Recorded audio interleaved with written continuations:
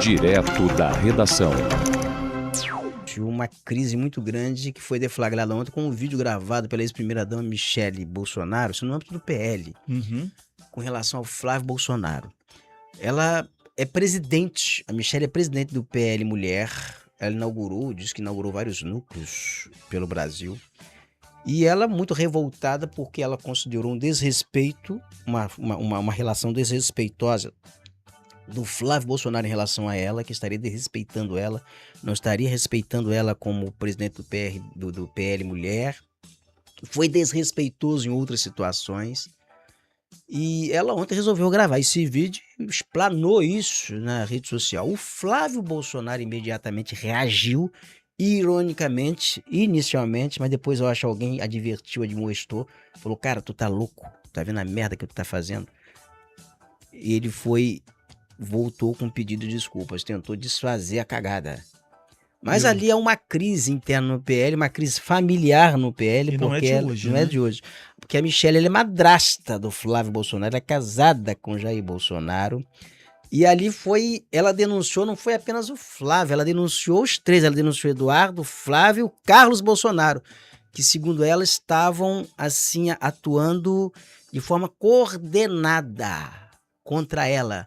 E a Michele com o Flávio, com os filhos do Bolsonaro, já vinham um choque a pretexto, supostamente a pretexto, da decisão do PL em apoiar a candidatura de Ciro Gomes no Ceará. Porque o Ciro foi um dos críticos da família Bolsonaro, ela estava inconformada com isso, que com isso aí os filhos do Bolsonaro deixaram de lado o candidato que foi leal ao Bolsonaro, então esse foi o pretexto. Mas na verdade essa crise ela já vem se arrastando, as relações ali, elas nunca foram relações fraternas, nunca foram relações tranquilas. Sempre desgastantes. Exato. E a gota d'água veio agora. E a Michele gravou esse vídeo. Vamos ao que diz primeiro a Michele Bolsonaro, por favor. De volta, aconteceu algo muito ruim. Algo que eu não esperava. Algo que doeu de um jeito que palavras custavam a descrever. Uma punhalada. E é nesse momento que entra na história o meu enteado Flávio. Uma punhalada. E é nesse momento que entra na história o meu enteado Flávio. Ver o que estavam fazendo no Ceará contra um candidato leal e contra uma mulher fiel, ambos da direita, foi ruim. Mas o que aconteceu quando voltei para Brasília foi muito pior. Antes de seguir, eu preciso que você entenda bem o motivo pelo qual eu não poderia ficar calada diante de uma aliança com Ciro Gomes no primeiro turno, enquanto temos um candidato verdadeiramente de direita que, com o apoio que o André tem, seria um candidato competitivo. Não é questão de política, é questão de coerência.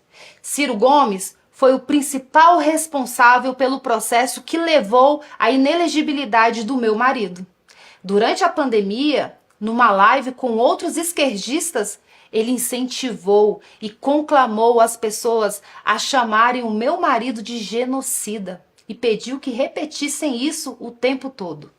Ele chamou o meu marido de ladrão de galinhas, de corrupto, de burro, de jumento. Disse que Bolsonaro roubava gasolina. Disse que as esposas de Bolsonaro seriam todas ladras. Disse que os filhos do meu marido, os meus enteados, eram corruptos, que eram ladrões. E deu a eles um apelido, ovos de serpentes nazistoides. Essas foram as palavras de Ciro Gomes sobre os filhos do meu marido. Sempre foi um corrupto. Eu conheço o Bolsonaro. Bolsonaro roubava dinheiro da gasolina do gabinete dele. O que o Bolsonaro está com medo? Está com medo porque esses filhos dele são tudo bandido. O que está acontecendo é que os filhos do Bolsonaro são tudo bandido e o fogo está chegando perto. E agora, como se nada tivesse acontecido, os filhos defendem uma aliança com o candidato que deixou o pai deles, o meu marido, inelegível e humilhado.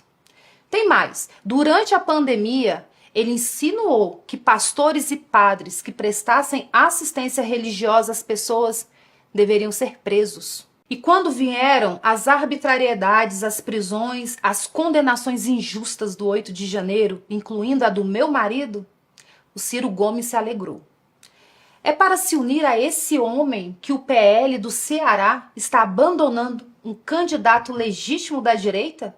É para se unir a esse homem que estão perseguindo e tentando retirar da disputa uma mulher nordestina, mãe de 4 filhos, que dedicou tudo ao movimento em defesa da vida?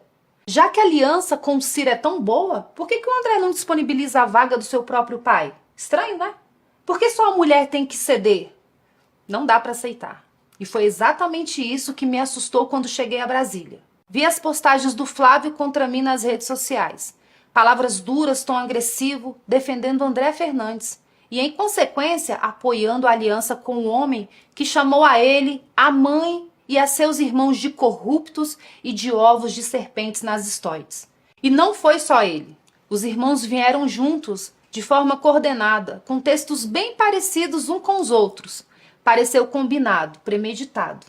Peguei o telefone, procurei mensagens do Flávio. Procurei uma ligação perdida. Procurei qualquer sinal de que ele tinha tentado falar comigo antes de falar para o Brasil. Não tinha nada. Eu fiquei triste, porque eu não imaginava que eles teriam essa reação. Eu redigi uma nota.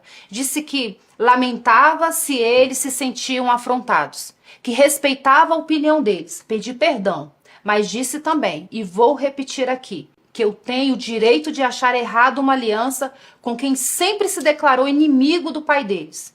Tenho o direito de ser coerente com os valores que eu acredito. Eu não vou trocar valores por pragmatismo político oportunista. Também não estou impedindo ninguém de fazê-lo, mas acho errado fazê-lo no primeiro turno. Fabrício, isso aí Forte, tem uma questão, né? tem uma questão emblemática. Por que ela diz que eles são pragmáticos? Uma das grandes fragilidades da direita do bolsonarismo é o Nordeste. O Ciro, candidato a governador no Ceará, está no PSDB, ele é uma porta de entrada para o bolsonarismo numa região que é emblemática para a direita, que é o Nordeste, que é um reduto do PT. Então, ali o pragmatismo dos filhos do Bolsonaro. E quando ela fala os filhos, ela mantém um distanciamento. No texto ali, ela transparece o distanciamento dela para com os filhos. Eles, parecia uma coisa coordenada, os 3 filhos do meu marido. Você veja como há um distanciamento muito patente. Uma orquestra organizada, né? Patente no texto. Quando ela postou esse texto ontem, porque isso foi postado ontem, dia de jogo, pouco antes do jogo da seleção brasileira, o Flávio Bolsonaro imediatamente, na emoção, ele reagiu, colocou na rede social e depois retirou o vídeo. Mas nós baixamos o vídeo. Põe o vídeo do Flávio Bolsonaro, por favor. E hoje, dia de jogo, nada nem ninguém me aborrece. Vamos tratar aqui de coisa boa, tratar aqui de futebol, porque o nosso Brasil aí a gente vai conseguir resgatar junto, tenho certeza disso, que é projeto de Deus. Ninguém vai me tirar. Ninguém. Ele já mandou uma direta, né? Mas depois disso, hoje, já pela manhã, depois da noite, final da noite, já pela madrugada, eu acho que os marqueteiros orientaram. O próprio Bolsonaro deve ter intervido, porque Michele é mulher dele, Sim. Né? O Flávio Bolsonaro publicou um pedido de desculpas. Uma nota, né? Publicou uma nota. Sim. Dizendo que tentou falar com a Michele, mas que estava aberto para reconsiderar, para refazer. Mas o estrago está feito, né? Ali você não consegue consertar mais isso. Isso aí expôs a rachadura, uma arranhadura interna em relação ao PL com o Flávio Bolsonaro numa eleição presidencial. Então isso aí promove um desgaste muito grande sobre a candidatura aí do Flávio Bolsonaro no PL. É né? É uma crise interna no PL. E que sufocou até o noticiário da saída do Jacques Wagner da liderança do Senado, que ocorreu ontem também. Isso tudo num dia só. Olha como está a eleição nacional do Brasil, muito emocionante, né? Tudo num dia só.